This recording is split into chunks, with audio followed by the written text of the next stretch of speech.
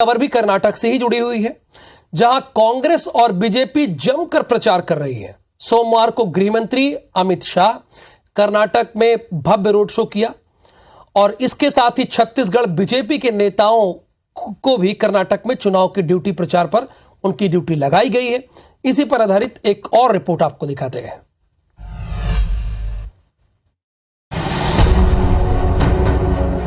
इस भव्य road show को देखिए, ये बीजेपी का कर्नाटक में हो रहा युद्ध स्तरीय चुनाव प्रचार है। तस्वीरें कर्नाटक के हसन जिले के सकलेशपुर की हैं, जहां सोमवार को देश के गृह मंत्री अमित शाह ने चुनाव प्रचार किया। बहरहाल बात कर्नाटक चुनाव की हो रही है तो ये जान लीजिए कि कर्नाटक के कुरुक्षेत्र में प्रचार का जिम्मा छत्तीसगढ़ कांग्रेस के नेताओं को भी मिला है। कर्नाटक विधानसभा चुनाव में बीजेपी नेताओं की ड्यूटी लगाई गई है। बीजेपी प्रदेश अध्यक्ष अरुण साव, पूर्व सीएम रमन सिंह, पूर्व मंत्री अजय चंद्राकर कर्नाटक के लिए रवाना हो चुके हैं, जहां तीनों अलग अलग विधानसभा क्षेत्रों में चुनाव प्रचार करेंगे।